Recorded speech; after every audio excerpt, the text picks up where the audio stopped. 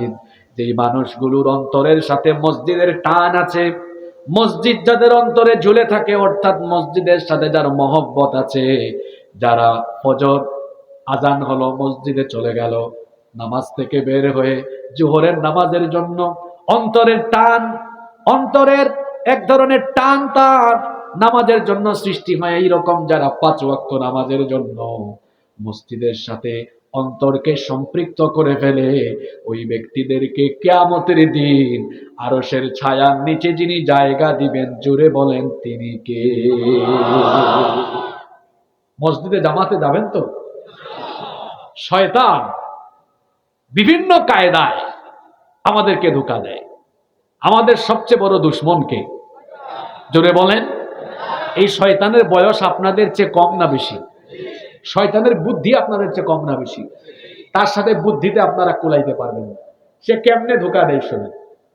রাতের বেলা এই যে কিছুক্ষণ পর আপনারা ঘুমাবেন, আল্লাহর হাবিব বলেছেন, রাতের বেলা যখন কোনো ব্যক্তি ঘুমাতে যায়, শয়তান তখন তার ঘাড়ের মধ্যে 3টা মন্ত্র পড়ে ফু দেয়। জুড়ে বলেন কয়টা মন্ত্র? 3টা মন্ত্র পড়ে 3টা গিরা লাগায়। আপনারা গিরা বলেন না গিট্ট বলেন? গিরা লাগায়। প্রত্যেকটা গিরায় সে এই মন্ত্র পড়ে, রাত অনেক লম্বা, তুই আরাম করে ঘুমা। যখন ফজরের আজান হয়ে যায়, এই ব্যক্তি যেন মসজিদে না যায়, শয়তান তখন তারে ভালো করে আরাম পাড়ায়, বলে ঘুমা ঘুমা ঘুমা, নামাজে যাস না। ওইদিকে মুয়াজ্জিন সাহেব ঘোষণা দিয়েছেন, আস-সালাতু খায়রুম মিনান নাওম, ঘুমের চাইতে নামাজ উত্তম। আর এদিকে শয়তান বলে নামাজের চাইতে ঘুম উত্তম। আল্লাহর নবী বলেছেন, শয়তান যে ঘুমানোর সময় 3টা গিরা লাগালো, ওই ব্যক্তি যদি শয়তানের ধোঁকায় না পড়ে, সে যদি ঘুমের থেকে উঠে যায়, ঘুম থেকে উঠে বিছানা থেকে যদি শরীরটা তুলতে পারে, সাথে সাথে শয়তানের লাগানো 1 নাম্বার গিরাটা ছুটে যায়। সুবহানাল্লাহ। এরপরেও দেখবেন উঠার পরে, শীতের দিনে যেটা হয়, শয়তান ধোঁকা দেয়। খুব ঠান্ডা, মাত্র আজান হয়েছে, আরো 5টা মিনিট ঘুমা, এটা শয়তানের ধোঁকা। কি এরকম দেয় না? এখনো জামাতের 20 মিনিট বাকি, ঘুমা।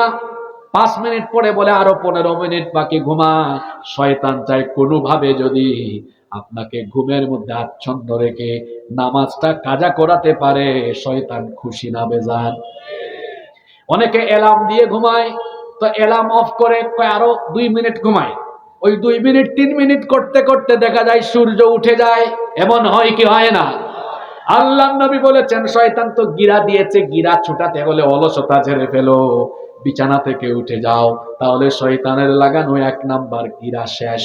এরপরে যখন বান্দা নামাজের জন্য ওযু করতে যায়, শয়তানের লাগানো 2 নাম্বার গিরাটাও ছুটে যায়। সুবহানাল্লাহ। বাকি আছে আর কয়টা?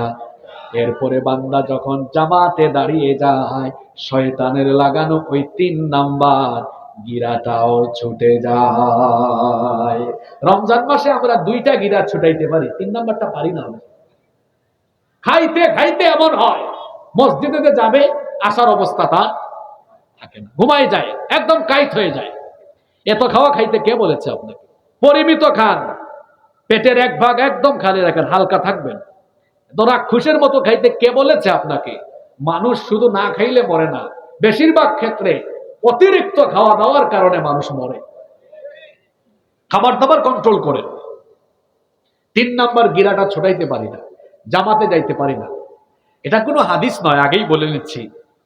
এটা আমাদের পূর্ববর্তী বুজুর্গদের বলা একটা কিচ্ছা। একবার ফজরের সময় এক ব্যক্তি ঘুম থেকে উঠেছে, তারপরে অজুও করে ফেলেছে। রাতের বেলা গুড়ি গুড়ি বৃষ্টি হয়েছে। গুড়ি গুড়ি বৃষ্টি বুঝেন তো আপনারা? হালকা হালকা বৃষ্টি হয়েছে।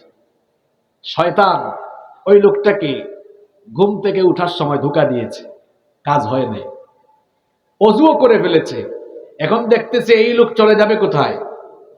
মসজিদে। ধোঁকা দিচ্ছে, দেখো প্রত্যেক দিনই তো মসজিদে যাও, বৃষ্টি হয়েছে, রাস্তায় কাদা আছে, পা পিছলে পড়ে যেতে পারো, কষ্ট হবে তোমার, মসজিদে যাওয়ার দরকার নাই, ঘরে নামাজটা পড়ে আজকে ঘুমায় যাও। এই লোক, তার মধ্যে শয়তানের ধোঁকা, প্ররোচনা কাজ করতেছে না। সে ডিসিশন নিয়েছে মসজিদে যাবেই যাবে। মানুষের সুরত ধরে শয়তান তার দরজার সামনে দাঁড়িয়েছে। দাঁড়িয়ে বলতেছে, দেখো রাস্তায় কাদা আছে, তুমি এত কষ্ট করে মসজিদে যাওয়ার দরকার নেই, আমার কাঁধে উঠো, আমি তোমাকে কাঁধে নিয়ে মসজিদে দিয়ে আসবো। আপনারা ভাবতে পারেন হুজুর শয়তানের এত দরদ আসলো কেন যে সে কাঁধে তুললা মসজিদ পর্যন্ত দিবে? শয়তান দেখলো এই লোকটাকে জামাত থেকে দূরে রাখা যাবে না, জামাতের সওয়াব তো পাবে, কিন্তু হাদিসে এসেছে কোন ব্যক্তি যখন মসজিদ থেকে তার বাড়ি থেকে বের হয়ে মসজিদ পর্যন্ত হেঁটে হেঁটে যায়, প্রতিটা পদক্ষেপে কদমে কদমে আল্লাহ তার আমলনামায় সওয়াব দেয়। অন্তত এই সওয়াব থেকে তারে বঞ্চিত করি। শয়তানের কথা হইল তুই কাঁধের উপর উঠে যা, তোরে হেঁটে হেঁটে যাওয়াবো না। কিয়ামতের দিন দরকার কি? টাকা পয়সা না নেকি? এই শয়তান কি চায় আমি আপনি নেকি কামাই? জোরে বলেন চায়? আমি আগেই বলে নিয়েছি এটা কোনো হাদিস নয়, এটা আমাদের পূর্ববর্তী বুজুর্গদের বলা কোন একটা ঘটনা, এবং এটা নামাজের জামাতের প্রতি গুরুত্ব বা উৎসাহ প্রদানের লক্ষ্যে এই ঘটনাটা আপনাদের সাথে শেয়ার করেছি। এটা আমাদের জীবনের সাথে মিল আছে। এই যে সাহরি খাওয়ার পরে শয়তান ধোকা দিয়ে দিবে আপনাকে, ঘুমাই যান, সকালে অফিস আছে, ব্যবসা আছে, ঘুমাই যান, এই ধোকায় যেন আমরা না পড়ি। এই রমাদানকে ইফেক্টিভ করার জন্য আমাদের প্রথম পরিকল্পনা, এই রমাদানের এক ওয়াক্তের নামাজও তাকবীরে উলা ছাড়া মিস হবে না। তাকবীরে উলার সাথে আমরা নামাজ আদায় করব। রাজি আছেন সবাই? কারা কারা রাজি একটু হাত তুলে আল্লাহরে দেখান। মাশা আল্লাহ, মাশা আল্লাহ, হাত তুলো, নামান, আল্লাহ সবাইকে কবুল করেন। দুই নাম্বার, আমরা সাহরি খাওয়ার জন্য উঠি সবাই। কি বলেন, সাহরি খাওয়ার জন্য উঠি না? সাহরি খাওয়ার জন্য উঠেন তো সবাই?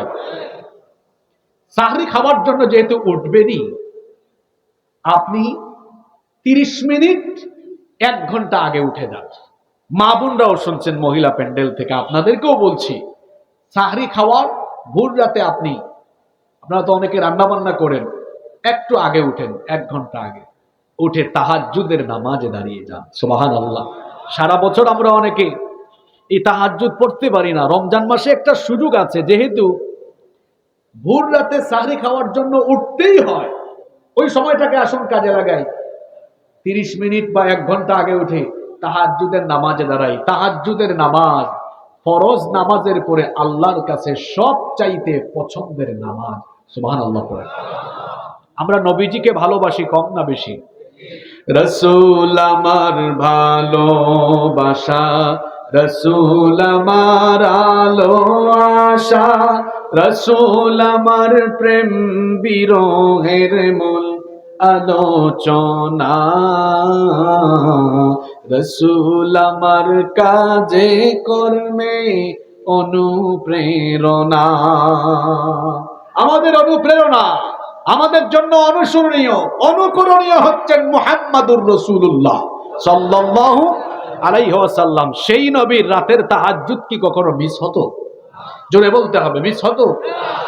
আল্লাহ তাআলা তার হাবিবকে বলেছেন, ওয়া মিনাল লাইলি ফাতাহাজ্জাদ বিহি নাফিলাতান লাক আসা আইয়াবআসাকা রাব্বুকা মাকামান মাহমুদা। ও নবী, রাতের বেলায় কিছু সময় আপনি তাহাজ্জুদের নামাজে দাঁড়িয়ে থাকেন। এই তাহাজ্জুদের নামাজ আপনাকে মাকামে মাহমুদে পৌঁছে দিবে। তাহাজ্জুদের নামাজ আমার নবীর এমন আমল ছিল, আমাদের মা আল্লাহর নবীর প্রিয়তমা স্ত্রী উম্মুল মুমিনিন আয়েশা রাদিয়াল্লাহু আনহা, তিনি বলেছেন, কানা ইয়াকুমু মিনাল লাইলি হাত্তা তানফাতারা কদামা।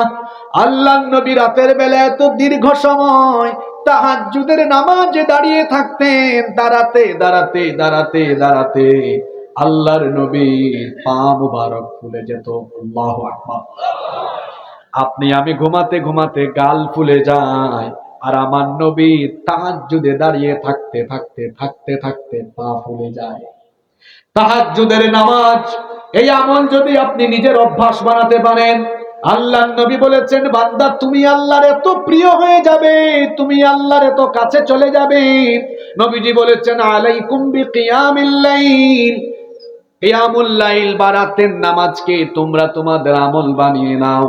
ফাইন্নাহু দা'বুস সালিহিনা ক্বাবলাকুম, কারণ এটা তোমাদের পূর্ববর্তী সকল বুজুর্গ ব্যক্তিদের নেক আমল ছিল। ওয়া হুয়া কুরবাতুন ইলা রাব্বিকুম, তুমি যদি এই তাহাজ্জুদের আমলকে তোমার নিয়মিত আমল বানাতে পারো, এই আমল তোমাকে তোমার রবের একেবারে নৈকট্যশীল বান্দা বান্দিতে পরিণত করে দিবে।